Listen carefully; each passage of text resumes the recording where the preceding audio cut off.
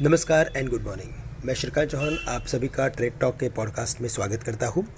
और कल के दिन में, कल के सेशन में हमने एक ज़ोरदार बिकवाली देखी। इनफैक्ट हफ्ते का पहला दिन था, लेकिन मार्केट में जो वीकनेस आई थी वो mainly because of Indian currency जो 81 हाफ के करीब ट्रेड कर रही थी।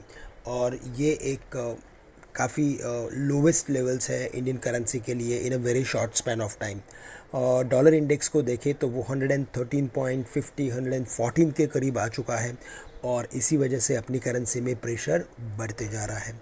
साथ ही साथ अगर ग्लोबल इक्विटी मार्केट्स की बात करें तो वहाँ पे वीकनेस बना हुआ है और कल के दिन में भी हमने यूएस मार्केट्स में एक बिकवाली देखी और US markets at the lowest point of the day close हुए।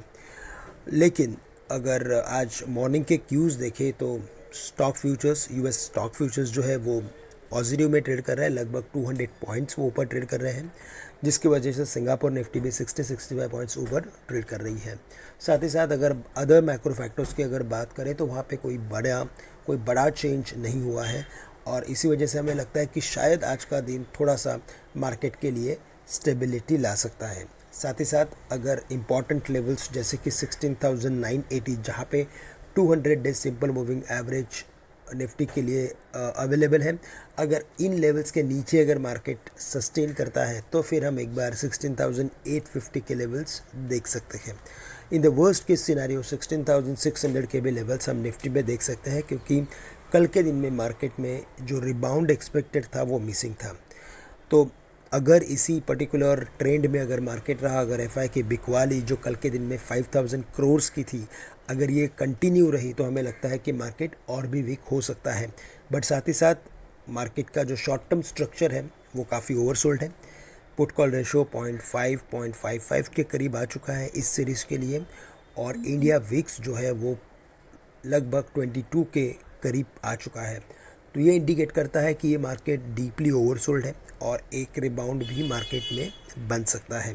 तो अगर मार्केट में थोड़ी सी भी अगर स्टेबिलिटी आती है और अगर मार्केट में रिकवरी पैटर्न बनता है, या तो वर्ल्ड मार्केट्स में स्टॉक फ्यूचर्स या एशियन मार्केट्स में अगर थोड़ा सा भी रिकवरी ट्रेंड आता है तो हमें लगता है कि शॉर्ट कवरिंग ट्रेंड बन सकता है। लेकिन सबसे इम्पॉर्टेंट लेवल जो है वो है 17,170 का, और 17,170 और 200 के लेवल्स जैसे ही मार्केट क्रॉस करेगा उसके बाद हमें लगता है कि शॉर्ट कवरिंग और भी बढ़ सकती है। तो वहाँ पे हमें फोकस करना है। और बैंक निफ्टी के लिए अगर देखा जाए तो वहाँ पे भी 38,200 के बाद 38,000, 37,950 ये इंपॉर्टेंट लेवल्स हैं।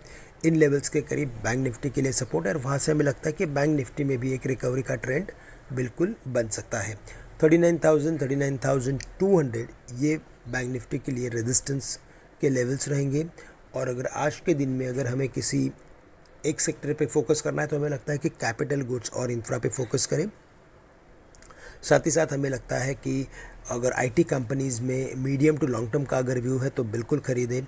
शॉर्ट टर्म व्यू के साथ ट्रेड करना थोड़ा सा दिक्कत भरा हो सकता है, लेकिन कल के दिन में हमने आईटी कंपनीज़ में काफ़ी अच्छी रिकवरी देखी। तो हमें लगता है कि वहाँ पे सेल ऑफ थोड़ा ग्रेजुअल हो रहा है, थोड़ा ढीला हो रहा है और इसी वजह से हमें एक medium to long term view के बेसिस पे कुछ पोजीशंस बनानी चाहिए आईटी कंपनीज़ में।